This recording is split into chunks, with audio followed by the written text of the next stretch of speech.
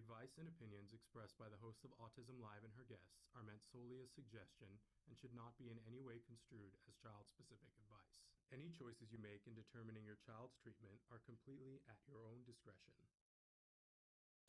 Dr. Doreen Granpeesheh is the Dr. Doreen is an expert in autism. Doreen Granpeesheh. Dr. Granpeesheh. Dr. Doreen Granpeesheh. Dr. Doreen Granpeesheh is a visionary in the field of autism. Now you can ask her questions on Ask Dr. Doreen.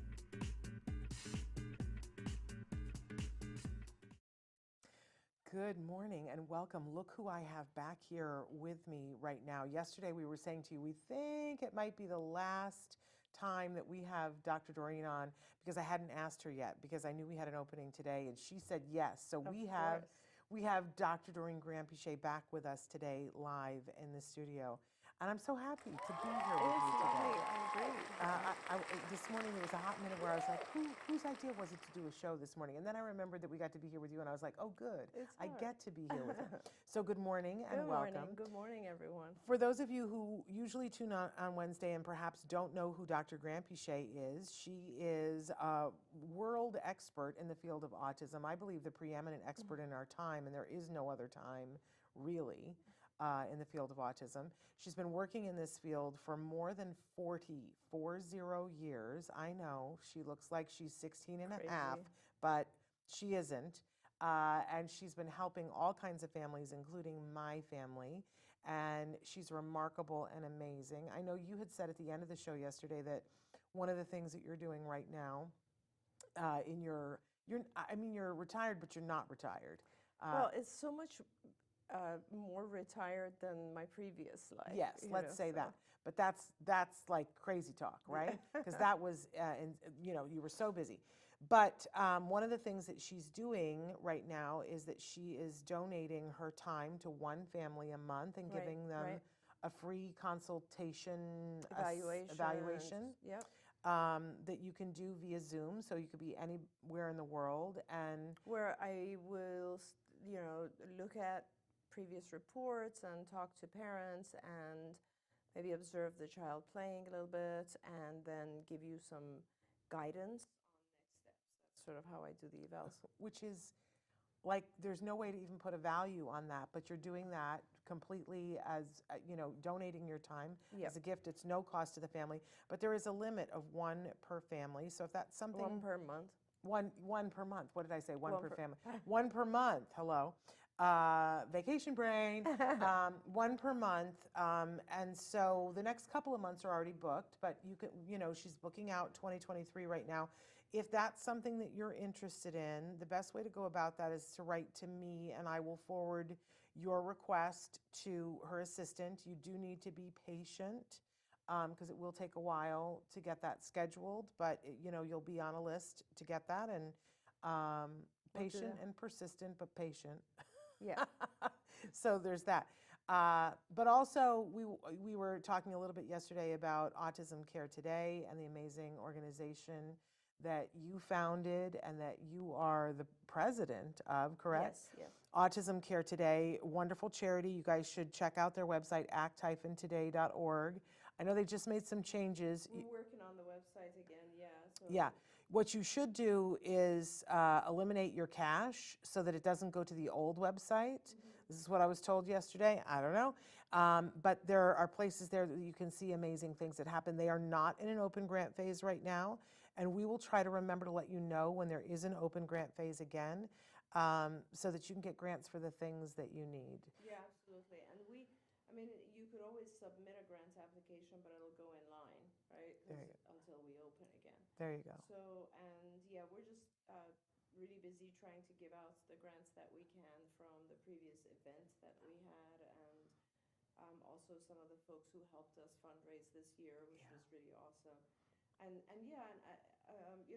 welcome all families to help us in the fundraising portion of it as well, because it is hard to raise funds right now. A lot of people are struggling still post-COVID, and that's part of the reason that we really want to try to raise funds and help folks, because it is so needed right now as well. Yeah, and there are a couple of things that you guys can do at home that are really helpful. I don't know if you know this, when we all have an Amazon account now, right? Yes. And on Amazon, there is something called Amazon Smile, and if you Google it, it'll come up, and it allows you to pick any charity that you want, and it gives a portion of the proceeds of the sale that you make with Amazon to that charity. Now, it is a small amount, but it adds up. Oh, it If you are doing a lot of your shopping on Amazon, like a lot of us are, then that adds up over a year. And if you multiply that times all the people who are watching, that's a significant amount of money. That pays for people to be able to get those safety fences that we were talking about yesterday, get help with their copays. I mean, it makes, and there's nothing really that you guys have to do except register, and then every time you buy something at Amazon, it will automatically do it. It does. Once you register, and I did this many years ago, and I'm still, every time you put in Act Today and basically, or Autism Care Today, and then you don't have to log into Amazon Smile ever again. You can just go to your Amazon app or wherever, and it will automatically, I think it's something like 2%.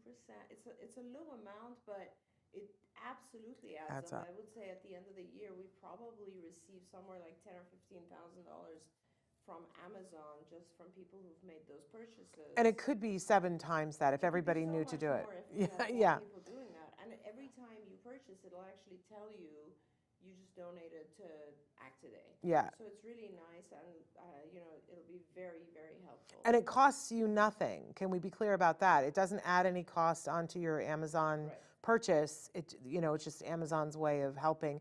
And there are so many ways that you can do that. You can, by the way, you can do a fundraiser for ACT on Facebook. I would tell you, if you know anybody who has a business or is looking right now to make charitable donations before the end of the year, it's a great charity to give to. Right. And you can specify if you have something that you're particularly interested in, like they have different programs. I think you're one of the only places that has a program just for military families, because the need is great with military families. Yes, absolutely. Talk a little bit about that. Well, we used to do, and we still try to help as much as we can. We had a specific branch of our funding that was just Act Today for military families. And specifically, that was because, of course, with the military, it's even harder, if you can imagine, because one or sometimes both parents are deployed, and the child who has autism is growing up with either one parent or with a grandparent or something, at least for a period of time. So that makes it a lot harder. And also, the military families are often moved around, right? So every few years they have to go to another state and so on. And so that makes it just much harder. So we really wanted to try to help as much as we could, and we did, and we continue to do that. And you guys, you'd be surprised how many families, Shannon, yesterday you read those stories of families, but the number of people who are just incredibly grateful for a small donation is tremendous. And there are so many people who are struggling. We get requests from, single mom, has 2 children on the spectrum, her annual income is something like $19,000. I mean, like really, really struggling. Yeah. And we're very fortunate in this country to have, of course, health insurance, but with co-pays being as high as they are, and just not being able to cover everything, there are a lot of really good things that we are doing to help people, and we love it. And it's a joy for me, so it's kind of a wonderful experience for me as well, and I welcome all of you guys. And this is at the end of the year now, and just so you know, if you donate, you basically get a tax credit for the amount that you donate, and usually that's up to 50% of that amount will be deducted from your taxes. So what you don't have to pay. It's a huge. That means you don't have to pay that. So it's a really great benefit. Yeah. And a lot of businesses are looking for it. So if you know somebody, go to act-today.org and you can make a donation. It's a really wonderful thing to do. I want to say that we are live right now on Facebook, YouTube, Twitter. It is Wednesday, December 21st, 2022. And so apparently the volume is a little low, according to Dark Angel. Can anybody else corroborate that, or is it Dark Angel needs to turn up their volume? Maybe it's mine. But it might, no, it could be anything. But anybody else having trouble hearing, please write in and tell us. We are live right now.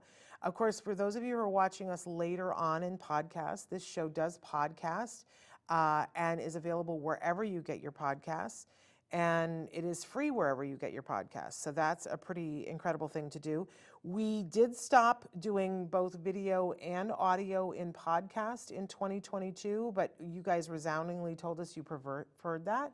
But if you still ever want to watch the video podcast, it's available to you on YouTube. So, and there's so much on YouTube. Oh, you guys. And Traven is reminding me to tell you that you need to subscribe on YouTube. That is a really wonderful thing that you can do. That actually helps us. That helps us to stay on the air. So we appreciate it when you subscribe. It also, It's free. it is free to subscribe. And what it means is that about once a week, you'll get an email from us telling you of a video that we think is worthwhile to watch. You can ignore that, or you can click on it. It makes it easier. But it also helps us, it helps, for people who want to be involved with us and want to sponsor, it shows them that you guys are watching. And so that's a way that you can give to us and to yourself is by subscribing. Also on Facebook, following us on Facebook or Instagram, those things, they all help. Traven is showing, our fabulous Traven. Thank everything above for Traven this year. Because moving into a new studio is not for the faint of heart, let me tell you. And Traven, he's a young man. Otherwise, I think his hair would have gone gray by now. You can see, mine was already there, so I didn't have to go anywhere.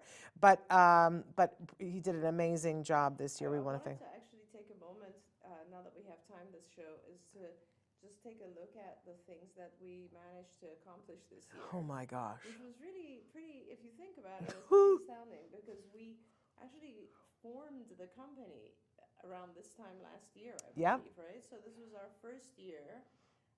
We found a suite where we have this beautiful studio. Where everybody told us we couldn't. Everybody said you can't, and not in Los Angeles, it doesn't exist. yes, It's like it's a big place. It has to exist somewhere. right. And we did the thing that was so hard for everyone was high ceilings. Yeah. So, my dear friend Johnny helped us, and we got this Yay. place, and then we managed to, I guess we had it painted green screens and, did a lot of it ourselves, had the lighting done, the stages, all of that, and, have been doing shows here. I was telling my oldest daughter who's home now, she's like, oh, so now you're going in to do the shows? I said, yeah, this whole year we've been doing the shows in the studio. And also, of course, we had the incredible Halloween event. Oh my gosh. And then, of course, you had the toy drive, which was amazing, and we did all of that. Yes, and it's been a busy year. It's been a very busy year, and it's funny because we were talking the other day about the first pancake. That when you make the first batch of pancakes, the first one, there's an acceptance of the fact that, all right, now I know how to do this better. And so it's exciting now when I think about 2023 because now we start from where we are without having to do all that, which gives us so much more bandwidth to do so much more. It's true. And and we didn't even talk about the fact that we launched a bunch of new podcasts this year That's very true, of course. So, and did I want to do more of that? Yes, but we're going to get to some exciting things in 2023 because if you guys haven't watched Stories from the Spectrum yet, it's one of the things I'm the most proud of. It's awesome. It's amazing. Oh, and you published your book. Yes, my book came out this year. But I want to say, because I want to be very clear about Stories from the Spectrum, that you and I are the executive producers of that. Because it's a labor of love that it gives voice to people who are themselves on the autism spectrum. Right. We don't censor anything. We don't put a requirement on anything that they submit. They get paid for their work, which is a really amazing thing, and we want to be able to continue that in 2023. So that's why we want you guys to subscribe. But I just want to be clear that it really is what it says it is. It's Stories from the Spectrum. That it's by and for people who are neurodiverse, but Right. but you know, you and I make the space for it, which I'm super proud of. Yes, and I'm super absolutely. proud to be in that with you. It's awesome. I love it. Well, and we also started some other shows too that are foofier, but And that I fun. like. You know, because we do with Moira Giammatteo from Taka, we do Let's Talk Movies, Right, Which right. is my guilty pleasure every month to be Yes. able to talk about movies. I But love that. But you know what? There's so much now in movies. It's like every third movie we watch has a theme that has something to do with autism, Right. whether they're naming it or not. So true.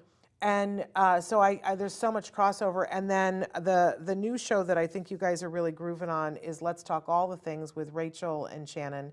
Rachel Bird joins me for that. And we've been doing you have to come in and do this with us sometime. Yeah. We've been doing craft projects during the show while we sit and talk. I love it. So this last month, we decorated gingerbread houses while we sat and talked. Oh my gosh, You would have had such a good time. amazing.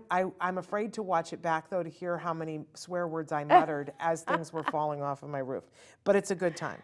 It's a good time. Now, no one else has said the volume is low. Is it not low for anybody else? Dark Angel, can you try to up your volume a little bit?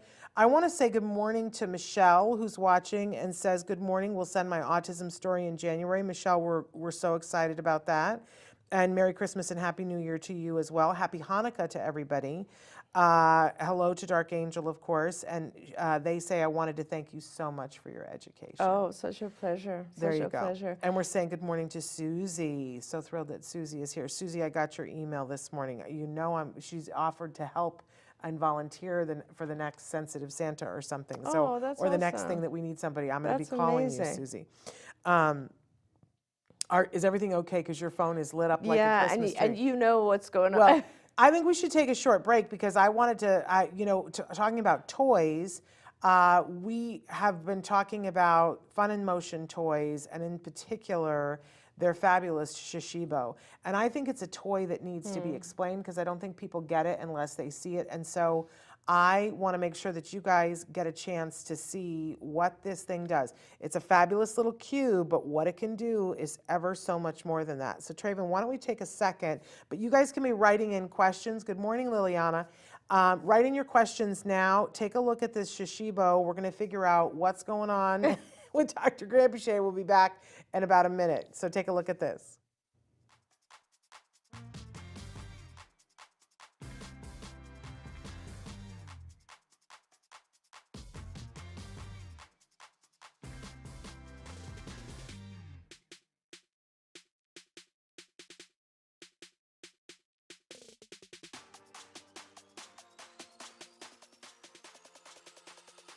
Best-selling brain teaser puzzle on Amazon and Barnes & Noble. And guys, they're a magnetic shape-shifting puzzle. You can create 70 different shapes with these, and they're part brain teaser, part puzzle, part fidget toy.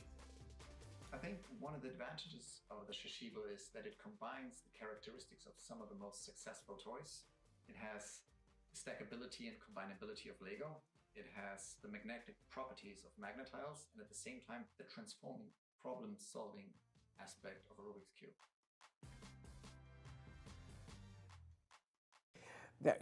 Did you hear what Dr. Granpeesheh was saying? She went home and played with her Shashibo. I know, I play with it. I play with the Mosey all the time, which is the slinky one, which is also their Oh, that toy. one is so much fun too. Right?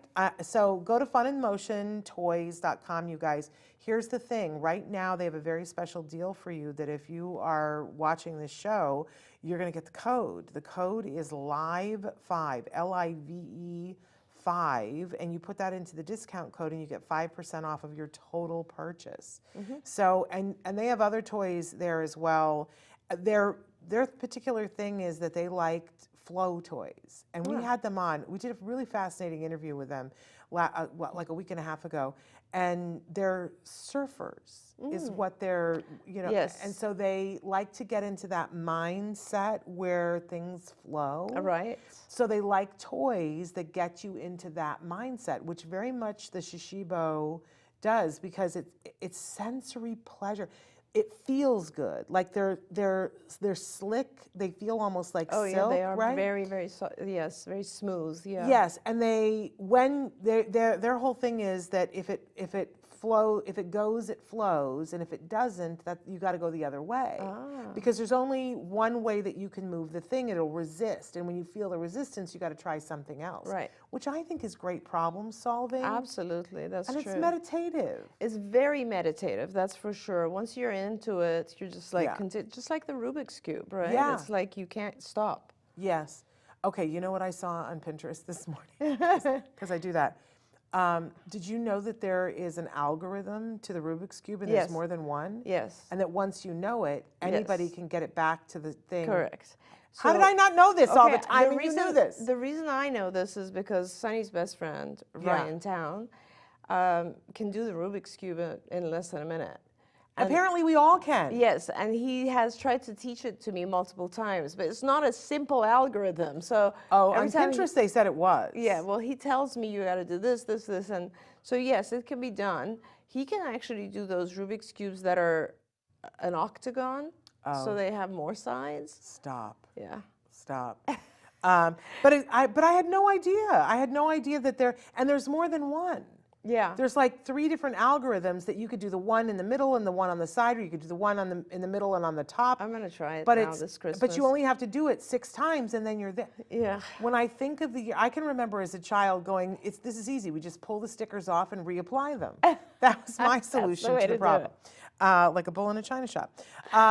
When we left yesterday, there was a question that somebody had written in that, since we have a minute, I think we should go ahead. But you guys can be writing in questions right now. We're live right now on Facebook, YouTube, Twitter, and a bunch of other places. Go ahead, write your questions in. This is a great opportunity. But we had someone writing in from Korea yesterday. They really wanted your opinion on PE therapy. Now, I'm assuming that PE translates the same and that they were talking about physical education, but I'm wondering if that's more what we refer to as OT here in the States. Could be, yeah, that's a good point. I'm not sure. And, of course, it's interesting. My opinion about occupational therapy in general has changed over the course of the years, and I think that's partially because the field of OT has developed quite a bit. We now have sort of the sensory integration aspect of occupational therapy. And also, I think because the form of autism has changed. I mean, I always say that and people are like, well, what do you mean? But it has changed dramatically from the children that we used to see back in the 70s and 80s. We're looking at a completely very different disorder now. Well, is now a good time to ask? I want you to answer the PE question, then I'm going to come back to this. Yes, I want to know if you think that that's because something has changed with the kids themselves, or because different parents are bringing their kids in to be.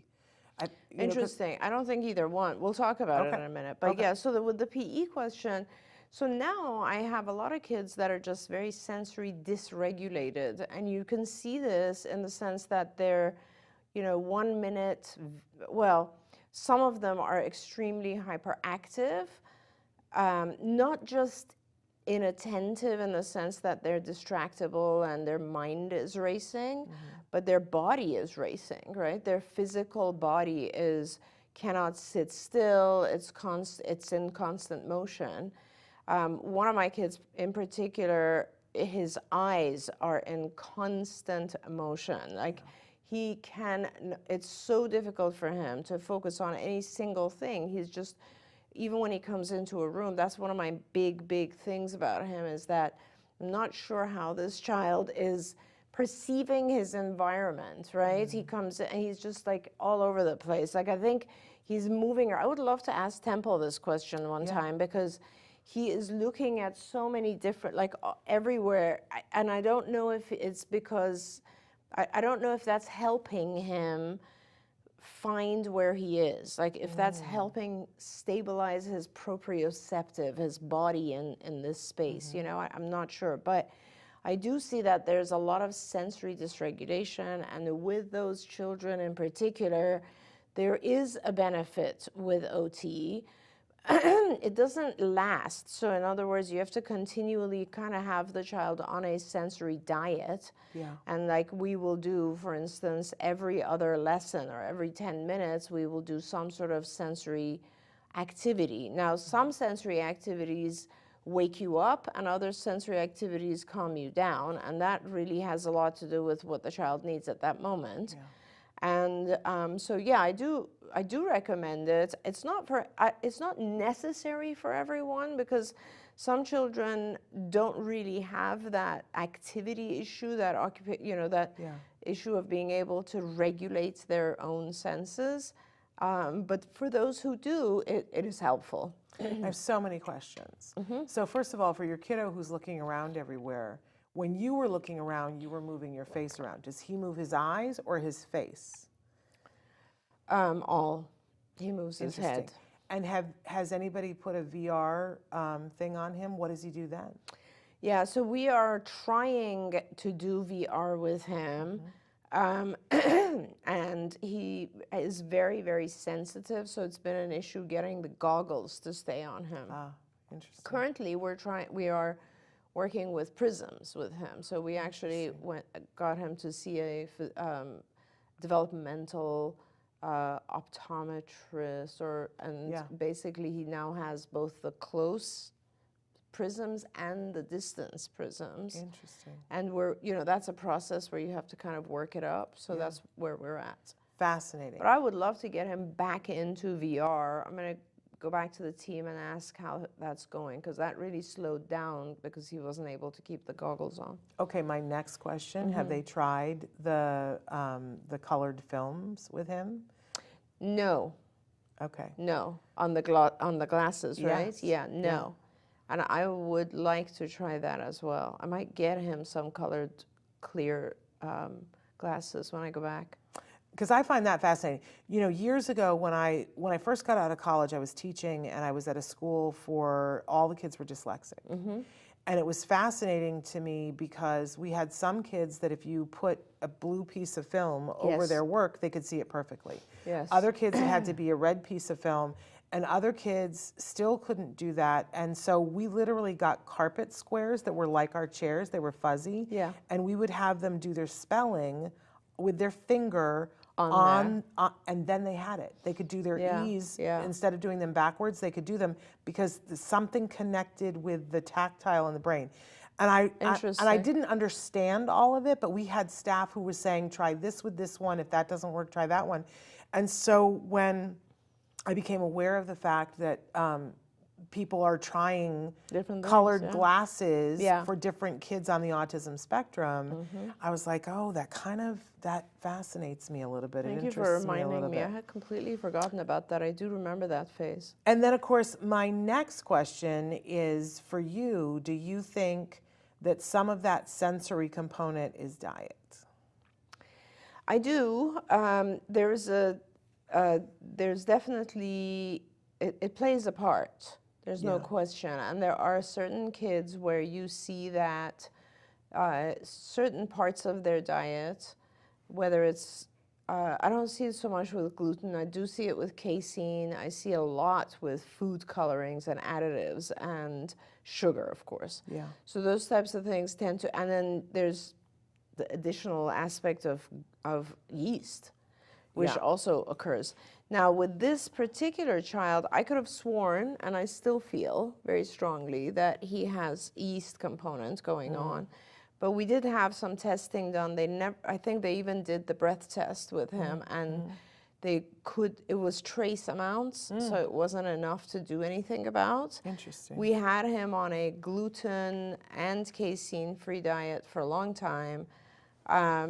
Parents felt that they didn't see enough of a change. He's still gluten-free, relatively gluten-free, doesn't really drink a lot of milk.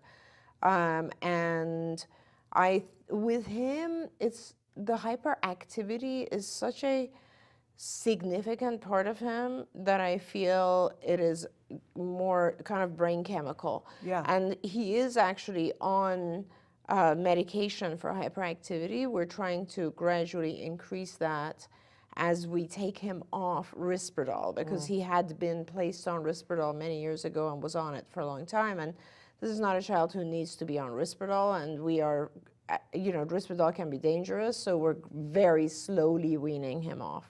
See, it's interesting that you were talking about yeast, because what I was thinking about was pesticides. Oh, yes.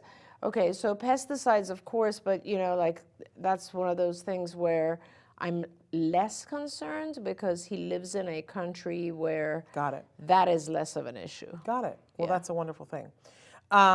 We did have a question that came in. Hello, I'm a mother of a 5-year-old with ADHD, and she doesn't have a problem to go to the bathroom, but she can be sitting down for 30 minutes without doing anything. She drinks a lot of fluid, she eats salty chips, and still doesn't go. Please, I need help. This is frustrating for me. Yeah. So, I would cut down on the salty chips because that's causing her to actually hold the urine, the retained fluids. Yeah. And I would, I hate to say this, but I would increase it past 30 minutes. I mean, everyone's going to go sooner or later, and you can have entertainment in there so that she can actually stay. But I don't know that you need to be sitting for the whole 30 minutes. Yeah. There are a lot of, when you do the correct steps, the procedures for this, she doesn't have to be sitting for that period of time, but she shouldn't be wearing pants or a diaper or something, and then that becomes very hard for kids to hold it. Yeah. And physical movements make you aware of that. Yeah. Because, the first thing that I thought of is that a lot of times when kids sit for 30 minutes, their legs go to sleep. Yeah, it's horrible.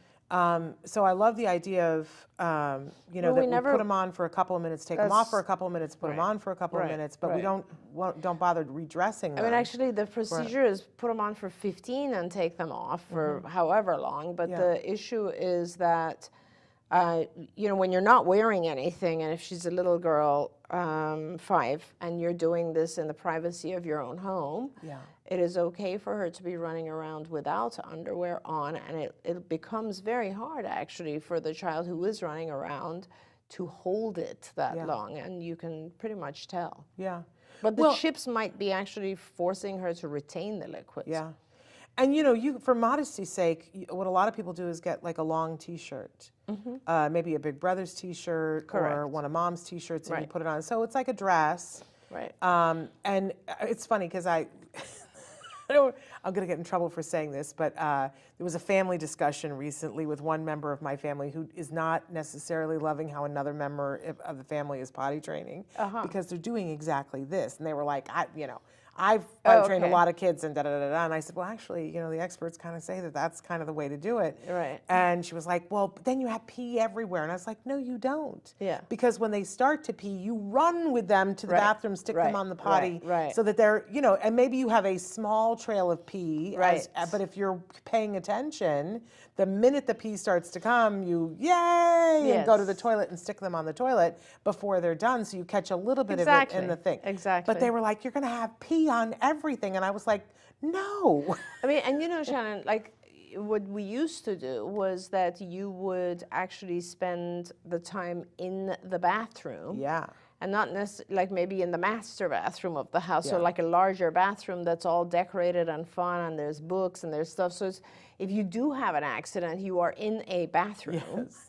I love how you said bathroom like it was palatial. I know. And all I could think about was the bathroom where we potty trained Jem, which was this, and it was the master bathroom, but it was teeny tiny, where you couldn't fit him, myself, and a behavior technician in there and have us all turn around. Like we couldn't, but it was still fun, and we made it work, and we managed it. The first child I ever potty trained, which was, 100 years ago, was in a RV. Right, there you go. If you can believe it. That's where they lived. Yeah. That's where I potty trained him. Yes, absolutely, because it can happen, it will happen. Definitely. We have another question. Isn't there a book, website, YouTube video where someone can explain things clearly? It seems like social skills is a magic thing that people mention but never talk clearly about. Well, I guess, some of these things are hard because it's like, how much detail can you go into? Yeah. But there are all kinds of things we've done so many videos on individual skills having to do with social skills. Like like social skills is so big. Yeah. I would want to know, what is it first that you want to start with, or ask you, depending on the age of the child, there's got to be like a thing that you start with, and then there's probably a video that we've done to explain how to teach that social skill, and then you build on from that. So I look at social skills just like any other skill that needs to be taught, and it really is, I completely understand though what this parent is saying, because there are so many different factors, variables that come into play also with social skills, with anything. It like, I will be looking at a completely different set of social skills if it's one type of child versus another type. So it's not just the age. Yeah. The age matters because they're different. You know, you have a completely different set of social skills at age 3 than you do at age 7, right? And then it also has to do with the functioning level of the child, because you might have a child who is, like I said, very inattentive and not even aware of others in the room, much less wanting to take turns and play with them. Or you might have a child who is extremely interested in the others, just doesn't know how to. You might have a nonverbal child or is just significantly delayed in language. So it's going to be very different, right? And like anything else, I think the best advice for parents is to list what you actually, let me take that back, because I think it's hard for parents to list the things that they feel are behind. It's hard because you don't have a comparison. That is exactly why we wrote Skills, right, which was the platform. Here's what you should do. You should look online, this is the easiest way to go, and look at developmental tests like the Brigance. This is BRIGANCE, very easy to do this. And that test lists by every 6 months the type of skills that should be developing. Now, you look at your child, and let's say your child is 4 years old, that's 48 months. So you go back and you look at, okay, what was the child at 6 months of age supposed to be doing? Is my child doing all of those? Check, check, check, check. Now I'm going to look at the 1-year-old, check, check, check, 2-year-old, and so on. And whatever is lacking, whether it's social, adaptive, I don't know, language, motor, you name it, those are the things that you want to focus on teaching. So now you know that, let's say you have to teach, your child is not conversing with other children. Let's start there. Let's say that is the milestone that you're trying to go towards. This is where it becomes really important now to go to a autism curriculum like Skills, or there's Rethink, and these curricula will kind of help you understand all the different steps that go to that larger milestone. So talking with other children, for example, involves a lot of prerequisites. It involves, first of all, being able to talk about things. That in itself is a big skill, because some of our kids can talk, but they can express their needs, or they can describe an object that's in front of them, but they don't know how to talk about things that are not necessarily present. So that's a task. That's a series of lessons that get to this particular lesson, which is Tell Me About, right? And that is something they must have mastered. Another thing they must have mastered, obviously, is being able to stand in an appropriate position with other kids. Some of our kids are too close, others are too far, some are leaning on our kid, or not. The social non-verbal cues have to be there. So eye contact, and being able to listen and receive information from others. All of these are individual tasks. And then, of course, being able to do that, let's say, in a group, which is a big deal. It's completely different than being able to listen to one other person. Turn-taking, right? Receiving that information and being able to talk about it. I just wrote a program for someone, is, being able to make statements that are of similar form, or being able to ask questions about a statement that was just made. All of these things go in to just conversation. And then when you're talking about social conversation, there's a lot of other nuances that are individual lessons, like, do I know these people? Are they my peers? Yes. Are they friends of my parent? Are they authority figures? And our behavior changes completely based on that. I'm not going to talk to my best friend the same way I talk to a teacher, right? So that has to come in. The context, the location. So am I in a classroom where I'm not even supposed to be talking, or in a library where I have to keep my voice down, or in a noisy place where I have to yell a little bit, or, you know, all of these types of things come in. And so I think it's really important. I completely agree. It is hard. A website that does exist is Skills for Autism, and if you go in there, we try to individualize things as much as possible. So you would answer questions about your child. That would take you to specific lessons, and that would help identify exactly how to go about it. And I love everything that you said, and I didn't want to interrupt you because it was good information, but now we have more information that this is the adult asking for themselves. I see. And they're saying, I want a secret to know how to get behind different paywalls. I just desperately want to learn how I can make a connection with someone. Yes, absolutely. And to some extent, the same stuff is true that I just said. You kind of have to start by making a list of the things that are hard, right? For you, perhaps. Like I have a hard time, like start practicing these things. Can you listen to someone and then go back to a quiet place and write out what they said? By listening, are you hearing them? And if you're able to write it out, can you then ask questions about those things? This is the beginning of like exchange of communication. The biggest thing that I find our adults tell me, and by the way, if you can't yourself figure out what the areas of difficulty are, ask people. They will tell, ask them, what is it that you see I'm having a hard time doing in our conversations, and they can help you as well. But the biggest thing I'll tell you that I hear from adults is the difficulty they experience is with being able to take the perspective of someone else.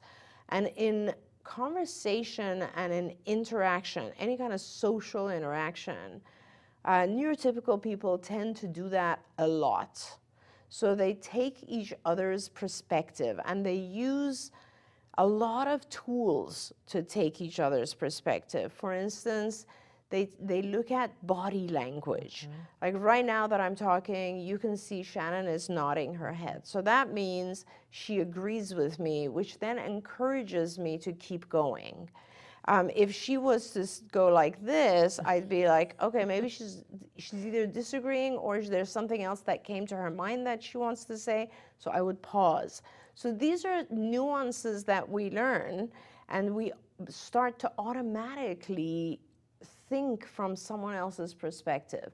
If you can do more of that, I promise you it will help you connect with other people. So when something happens, try to think, this is how I feel about it. I wonder how this person feels about it, and come up with an idea. And then ask them, like, we just had a very busy traffic or situation. Are you feeling frustrated? How are you feeling about it? Start asking people, learn about their feelings in different scenarios. And that will really start to help you understand, to see the world from their perspective. Once you're able to do that, it helps with connection, with communication, and so on. Now, there are, in my mind, Shannon, not enough places for adults to practice this type of thing. There's just not enough services for adults. Sometimes it helps if you can find other individuals who are also on the spectrum, and you will find that you're more forgiving towards each other and can bond and produce connections. And when there are two of you, you both become kind of stronger and braver in regards to approaching social situations. That helps. Community events or getting engaged in activities that you like will always help, whether it's anything, robotics to sewing to carpentry to painting, coloring, whatever it might be that interests you. Those types of situations will help promote social behavior. There are a lot of organizations too. Sometimes now they're forming at work. that they will have a group, a diversity group that includes Yes. a lot of people on the spectrum. That's something you can look at if you're employed.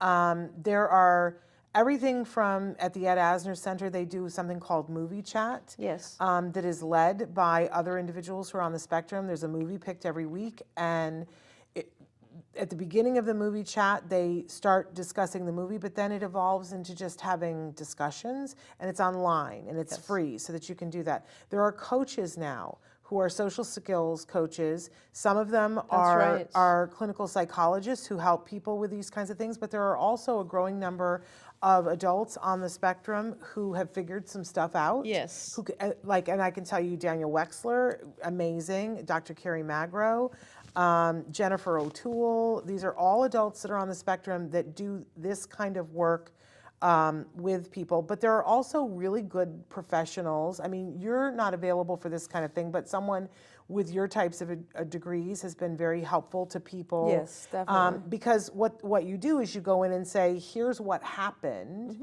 and then you have the person translate for you and workshop what you could do in the next time. That's right. And kind of, we were talking about the other day about the drop-down menus that you guys used to give me, that if this happens, here are my choices of what I can do.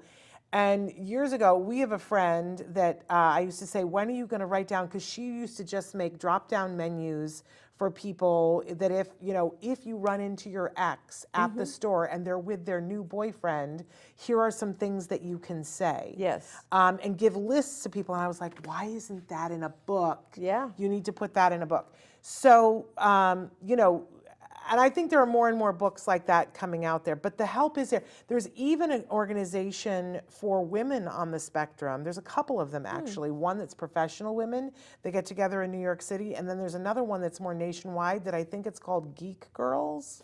Nice. So there are more and more of these things popping up. You got to find your tribe. Yes. And there are different tribes have different things, right? Absolutely. But find your tribe, and there is help and support out there. But if there's a specific thing that you know that you're struggling with, write in and ask us what that is, and we'll be happy to ask Dr. Granpeesheh. I want to get to Taryn, who we love, says how to teach pronouns. This is one of my favorite questions. Well, and it depends, Taryn, if you're asking about personal pronouns or possessive pronouns, because they're two different lessons. So if you're trying to have the child say I, you, he, she, those are personal pronouns, we, they, all that. Or if you're looking at my, yours, his, hers, that's possessive. And there are different ways to do that, but generally, to give you guidance on that, what we would do is we would pair the name of the person with the pronoun in the sentence. It's a very interesting thing. This was one of the very first lessons that we ever did, and it works. And then you fade out the name. So in other words, it would be like, touch my nose, and that would be very confusing for the child because they touch their own nose, thinking that my always refers, but then you would say, touch my Doreen's nose, and that's easy, and then you gradually fade out Doreen, and you say, touch my Doreen's nose, and then that way, gradually, the child learns whenever they hear touch my, it is someone else's, but when they want to express their own, it's theirs. So across the pronouns, it's always a matter of pairing the name with the pronoun and then gradually fading volume on the name. Yeah. It's a little bit, and then when you do it with like visuals, you can also do, with words, and then you fade out the word. It seems so difficult. And yet, what you're describing absolutely works, and it takes different amounts of time for different people, so you got to be patient with it. But it's like a magic trick. And then eventually they get it, and then they have it forever, and you can't take it away from them. Right. But the confusing, his and her are easier, but the confusing part is when you're dealing with my and your, because it reverses if it's reverse or if it's receptive or expressive. Yes, and it can be overwhelming, but follow what she said, it works. Somebody wrote and said, I want to try giving my son Methyl B12. Do we need a prescription for it? Is blood work necessary? Yeah, I'm not sure that every physician would do blood work, but yes, you do need to see a physician. Methyl B12 is usually, you can give, various forms of methyl B12 in tablet form, but it's not the same. What's done for autism is shots, injections that you will learn to give, but you should be doing that with a functional medicine physician. The MedMaps doctors are good with this, but in general, a lot of functional medicine physicians will know how to do this. If you go to your run-of-the-mill pediatrician and you talk about this, they may do blood work to see if your child is low in B12, and then they may even, I mean, I'm having this argument with my personal doctor right now because we discovered that I'm, at her words, catastrophically low in B12. Yes. So she wanted to prescribe B12 and she wanted to give me infusions of B12, but she does not agree with me that it should be methyl B12. Exactly. I was going to say And it's a very different thing. It's a very different thing. And so she and I disagree on that. And so I am taking methyl B tablets and that's working for me. Yes. I'm sure that it would be quicker if I did injections of methyl B12, Right. but you can't just go to your regular physician or pediatrician for that Right. matter. It's one of those things. Do you remember back when you would say the word probiotic and doctors would be like, oh, Yeah. you're a Fruit Loop and Yeah. you're talking to me about Yeah. probiotics. Yeah. And they would have nothing to do with it. And you would say, well, I think maybe he needs a probiotic. And they would just roll their eyes into the back of their head. And now it's like everything. That's right. Right? Yeah. And so I think we're going to get there with methyl B12, but we're not. Right. So just know that if they're prescribing B12, it's not going to do what we talk about methyl B12 doing. Right. I don't pretend to know why, But but well, methyl B12 has to do with methylation, so it's a very different process in your body. And yeah, you should definitely be talking to a physician to do that under prescription. and so that does take, as you said, a functional medicine person or one of the MedMaps doctors, and they are expensive to meet with.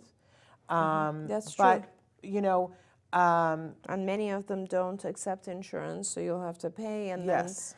try to get it reimbursed from your insurance. Yes, although I was told 10 years ago that if there's a list of medicines when you go to your insurance and that they don't cover, and if you say, I would like you to cover this, that it goes on a list. And if enough people request it, then eventually, and I remember 12 years ago asking for methyl B12 to be included. So I think everybody should probably request it, and then maybe someday we'll get there. But I think, having gone through the process with what would now be, back then they called them a different name, but now they're MedMaps. But with, Yes. Usually they want you to do a bunch of testing, and it's not Yeah. testing that you can do through your regular, they want it to go to a specific lab. But this like Great is Plains. one of the things that we fund through ACT There you go. as labs. Yeah, we There do, you go. definitely. And if you have, a doctor who wants to do testing and your insurance won't cover it, or they don't take insurance or so, please try to get a grant from us through ACT. Yeah. But in the meantime, I mean, there are, as you said, other ways I'm taking methyl B12 sublingually that I put a tablet underneath my tongue. A good friend of yours has lollipops That's right. that there's methyl B12 in, because it's hard to give a tablet to your child and say, Very. hold that underneath your Right, tongue. right. But when they suck on a lollipop, it gives it a little bit more time. And it's not going to have the same bang Right. as getting the shot. We all know and accept that, but it is a way that you can move the dial a little. I'm watching it in my blood work, move the dial. That's great. That's great. So, and maybe we should take just a minute to talk about, what is good about methyl B12. What have you seen it do for some kids? Okay, so first of all, parents are always worried when it says shots, but these are tiny, tiny needles, and sometimes, parents will even give the shot to their child when the child's asleep, which Yeah. I think is incredible. And it's usually 2 or 3 times a week, so it does repeat itself. When your methylation increases, you are increasing the ability to detoxify. And you are now also getting a lot more energy because of that. So your child will generally feel better, their brain will be clearer, I guess. That's probably the number one thing that you see with methyl B12. Because they're young children, you don't see the change in energy so much, but you do see the clarity, I guess. And of course, we all want our kids to have less toxins. So, Yes. yeah. And for us, one of the reasons why we did it was that all the parents were talking about that their kids could access language easier. Which it's all part of the clarity, you know, like your Yeah. brain is clearer. So it's very nice. And the story that I always tell, because I drug my feet, you know, Lisa Ackerman bugged me for years and said, when are you going to do methyl B12 with this child? And I just, man, I just, and then finally we started doing it. And, you know, before we did it, Jem was talking, but I couldn't understand. He would bring something up, like the day that we got in the car, and I said, "How was school today?" And normally we couldn't get anything out of him, and then one day he said, "Oh, you know, they arrested the king." Yeah. And on the bus, they arrested the king. It took us forever to figure out. He was talking about how they learned about Martin Luther King that day. Yeah. But then we started the shots, and this is just like 2 months later, and we had been to Disneyland, and he came into our bedroom and woke me up, and he said, "Mom, do you remember when we were at the Blue Sky place and we looked at how they built Cars Land and they showed Route 66? Right. Well, there's this new Disney movie that's all about London and the carrier pigeons. I think that they should build a place in California Adventure that's downtown London." Yeah. And I went, What? "Who are you?" Yeah. I mean, and he said all of that, and Yeah. I was like hitting my husband and going, "Wake up, you don't want to miss this." That's And I was so amazing. afraid it was going to go away. That's incredible. But I love before, that. he would have come and said pigeons and cars. And I Yes. would have been like, what has that got to do with anything? It's I don't know what awesome. you're talking about. Right. But that's what methyl B12 did for him. And we did it for a couple of years, and then we stopped. He asked for it. And then he asked us. He said, "Can I get those shots again?" They helped me. Yeah. So absolutely amazing. Can I address a message that just came in? I mean, you can. Oh, I definitely want to. Okay. So there's a family is writing in, Jen, and saying CARD is a scam company. Please do your research and look up employee and parent reviews and many lawsuits against the company. Doreen Granpeesheh uses your children as cash cows. And then later she wrote in and said CARD abandoned all of their Oregon buildings due to unethical practices. You should be ashamed of yourself, Doreen. And I want to bring it up because I want our viewers to know I have absolutely nothing to do with CARD. I want you to know that I founded CARD. I sold CARD almost 5 years ago. So, and I actually am not on their board. I am not their CEO. I have absolutely nothing to do.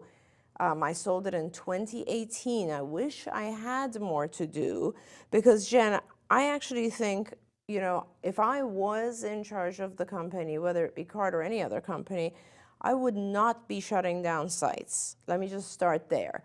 I know that there's a huge need for families out there, especially in Oregon. I would have 100% stayed in Oregon. In fact, that was one of the big arguments that I had with CARD's board. I was not part of it when this happened. I think this year or last year they shut down all of their Oregon sites. But I'm so sorry that my name is on it. My name should not be on it. My lawyers have told them not to put my name on it. I am not blaming others.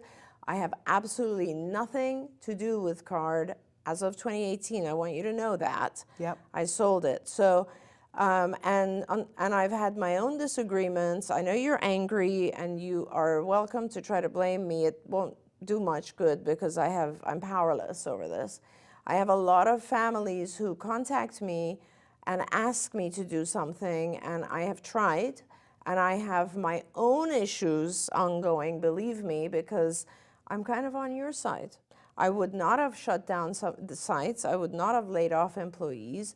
I hear constantly from parents that they're unhappy, and I know that the field has changed a lot, and I'm not going to make excuses for the organizations that are struggling, like CARD and others that are struggling with turnover and with parent complaints and so on, because I don't know what is going on, either side of it. I'm not part of it. I'm not involved with it.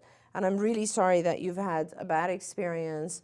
My lawyers forced CARD lawyers to take my name and my image off of everything that is publicly CARD.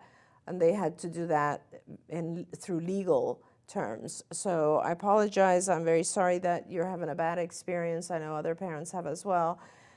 You know, when I formed CARD, it was all with good intentions. We did a lot of good work. Yes, you did. We had 260 sites with a lot of very happy parents. There are lots of parents that will attest to that, and lots of happy employees.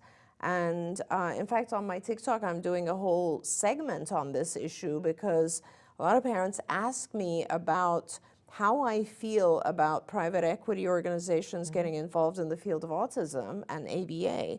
And I am sad to see that there are so many organizations who are struggling, failing. And of course, what that means is that parents are struggling and their kids are being left without service.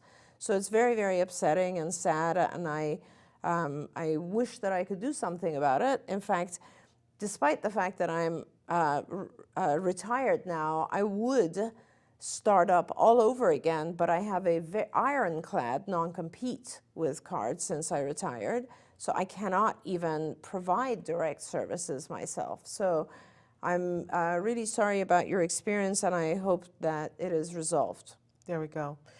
And with that, I think we're out of time, but I want to say that I am one of those parents that benefited. Thank you, I know. And I am so happy about that. I am very sad. I know what it feels like to be angry, and I know what it feels like to feel abandoned, and that is not a good way to feel, but you have to, you know, look at who is on your side and who is not, and pick who you want to align with and how you want to spend your anger. And I'm so, but I feel putting so it here, sad, I have Shan. to say, is of no use to this parent. The reason that I wanted to bring it up on air is because I feel the same anger this parent feels. I am understand. so upset. I'm so disappointed in the decisions that have been made.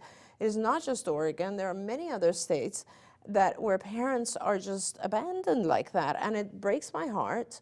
The children need these services. The payers are willing to work with it, but decisions are made to the contrary of what I would make. And then it's just like, it's also very upsetting for me when I see parents that are this upset. So of course it is, because you built something that was amazing. And because my hands are tied. Yes, yes. That's very upsetting, yeah. But I feel like, you know, there comes a point when you have to think about, okay, so it's that thing we talked about the other day about the serenity prayer. Serenity to accept the things I cannot change, the courage to change the things I can, and the wisdom to know the difference. Yep. And so that's part of why we're here with this new entity. Right. That the Autism Network is born out of, this is what we can do. Right. And we want to be of help and use to families in the way that we can. Correct. Because Jen, that's possible. And also, that is why I'm working hard to write books, which will hopefully be able to disseminate some of the information and knowledge that I have from having been the founder and CEO of CARD for that many years. So all of that is stuff that I'm trying to do to help families. I wish I had the means to kind of reinstate services and help everyone, but I just don't. Yeah, absolutely. But, you know, God bless your journey. Yes. And hopefully you will find help for you and your family there that you can count on. That is what I wish for you in this new year. This is our last live show, and we need to close it out of the year 2022. We do have a show tomorrow, Let's Talk Movies with Moira and Shannon, where I don't think you're going to want to miss it, especially there is a moment that you won't want to miss because we pre-taped. We are the Autism Mom, Siskel and Ebert is what people are calling us, and it's hilarious when we don't agree on a movie, and there's a big movie we don't agree on. Just say that. But then we have some pretty amazing programming for you we're going to play the best of the best, rerun some great shows over the next couple of weeks, and then we're going to be back here live in the second week in January, and with some big announcements and some big guests and some big incredible things to try and help you guys, because you know we're always looking to give you information and inspiration to do whatever it is that you have to do. I don't want to leave this year without saying thank you to you for everything that you have done. Honestly, thank you to you, Shannon, and to Traven. It's been such a joyful period. But for all the things and all the years and all the Thank you. families that you have helped and continue to help, thank you from the very bottom of my heart. Thank you so much. It makes me so emotional. I want to thank all of you for riding with us through this ride, this really interesting year, and tell you that you're all amazing, and I'm so glad to be a part of your tribe. We're going to come back in 2023 and do more and bigger things. Si se puede, right? We hold hands, we get through it together. Happy New Year to everyone. Yes, a new year, new start, new things to tackle. All right. Until then, give your kiddos a hug from me and one for you too. Bye-bye. Bye, everyone. Don't forget, you can watch Ask Dr. Doreen live every Tuesday morning at 10 a.m. Pacific time. We hope to see you there.